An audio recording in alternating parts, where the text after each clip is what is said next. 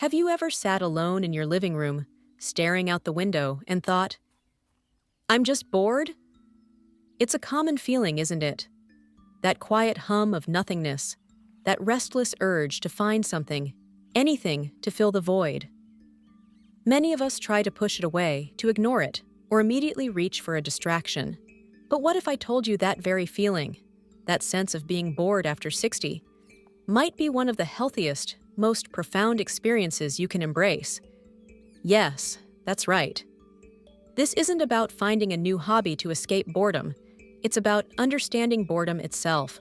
In our fast-paced world, we're constantly told to be productive, to be entertained, to be doing.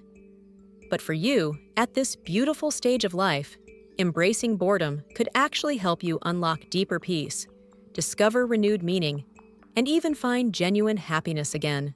Dr. Arthur Brooks from Harvard says it best. You need to be bored.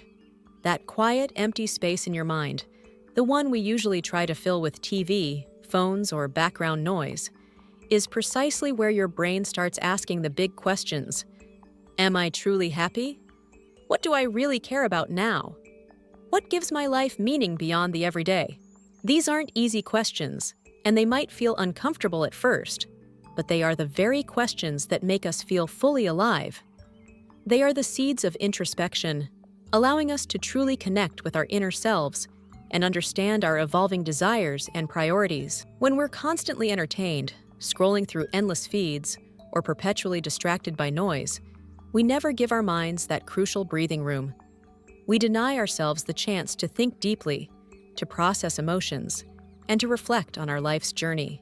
This constant external stimulation is precisely why so many people, even young folks, feel a persistent sense of being lost, anxious, or unfulfilled these days. They've lost the art of simply being, of allowing their minds to wander and discover profound insights.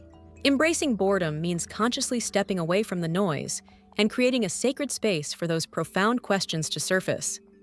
It's about giving yourself permission to just be, without an agenda, without a screen, without a task demanding your immediate attention. Think of it as a mental detox, a moment where your brain isn't reacting to external stimuli, but rather initiating its own thoughts and explorations. It's during these quiet stretches that you might stumble upon a forgotten dream, a new perspective, or a deep-seated truth about yourself. Remember the old days when waiting in line at the grocery store meant just waiting? Perhaps you'd observe people, or simply let your mind drift. There was a natural pause, a moment of unforced stillness that was part of daily life. Now, what happens? Almost instinctively, everyone, from teens to grandparents, pulls out their phone the second there's a lull. We've collectively trained our brains to perceive quiet moments, these natural pauses, as something to be immediately filled or escaped from.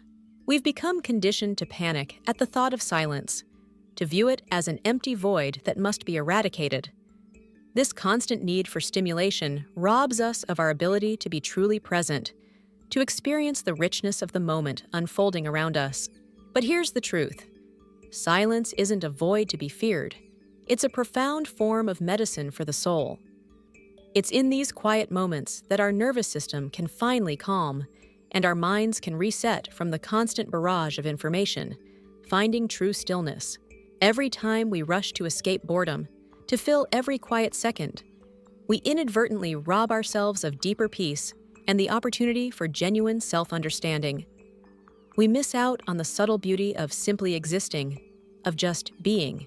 Reclaiming presence means consciously choosing to put down the device, to look up, and to simply be in the moment.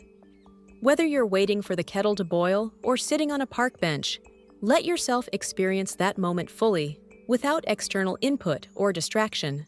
As we get older, our lives often naturally begin to slow down. Perhaps the house is quieter now that children are grown and gone, or maybe the phone rings less often than it used to.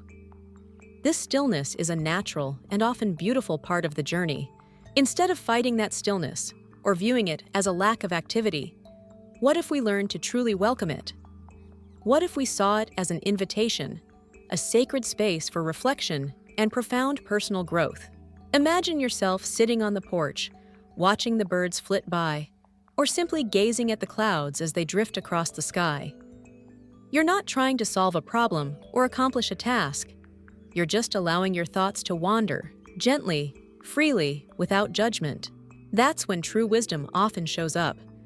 Not when your phone pings with a new notification, or when you're absorbed in a gripping TV show, but when your mind finally has the space and freedom to breathe, to connect the dots of your life's rich experiences. It's in these quiet moments that old memories resurface, not to haunt you with regrets, but often to teach you valuable lessons, to remind you of your resilience, your joys, and the precious people who have shaped who you are today, offering fresh perspectives. This stillness fosters a profound sense of gratitude. You begin to notice the simple blessings, the warmth of the sun on your skin, the comfort of your home, the taste of a good meal, things often overlooked in the rush and clamor of daily life. Boredom isn't just about reflection, it's a powerful incubator for creativity. When your mind isn't being spoon-fed information, it starts to generate its own. It begins to play, to connect disparate ideas, and to imagine entirely new possibilities for your life. Think back to your childhood. Many of our most imaginative games and ideas were born out of moments when there was nothing to do. That same spark of ingenuity is still within you, waiting for the space and quiet to ignite once more. This is the perfect time in life to rediscover old hobbies you once loved, but perhaps set aside for family or career, or to explore entirely new passions. Have you always wanted to paint, learn an instrument, write stories, or try gardening? Now is the time. Don't wait for inspiration to strike. Create the conditions for it. Let boredom be your muse. When you find yourself with an empty stretch of time, instead of filling it with mindless activity, ask yourself, what might I create if I just let my mind wander? Perhaps you'll pick up a forgotten sketchbook, start doodling without a goal, or simply hum a tune that comes to mind.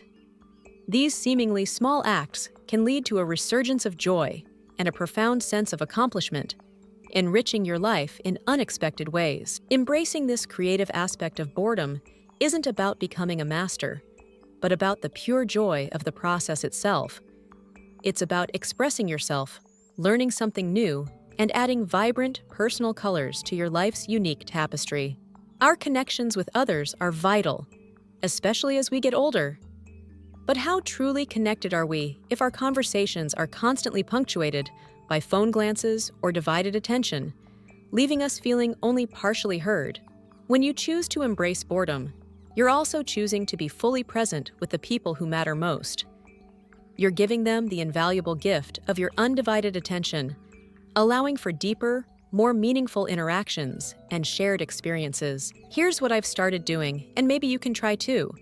After dinner, no phone, just genuine conversation with your loved ones, or quiet, shared reflection.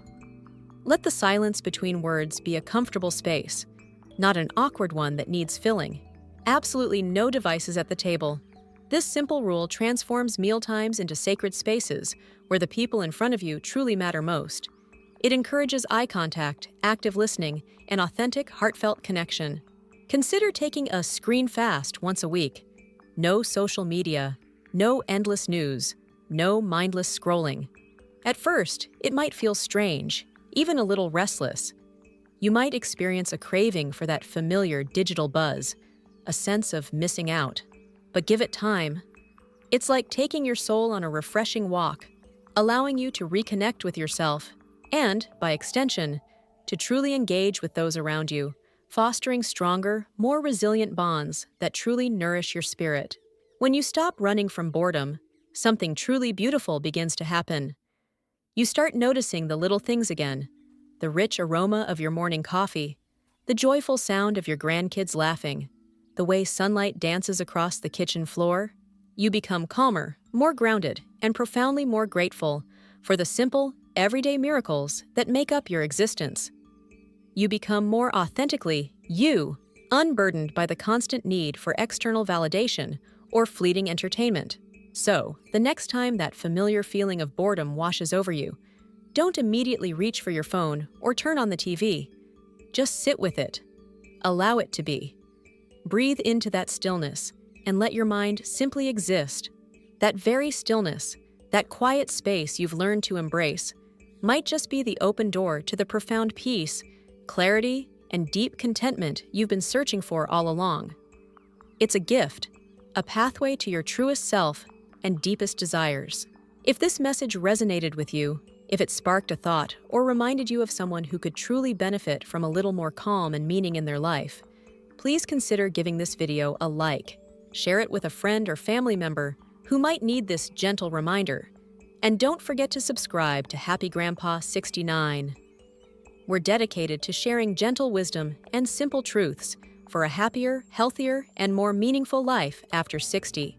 Because sometimes, dear friend, slowing down, embracing the quiet, and allowing yourself to simply be is truly the best, most profound way to move forward with grace and purpose into the next beautiful chapter of your life.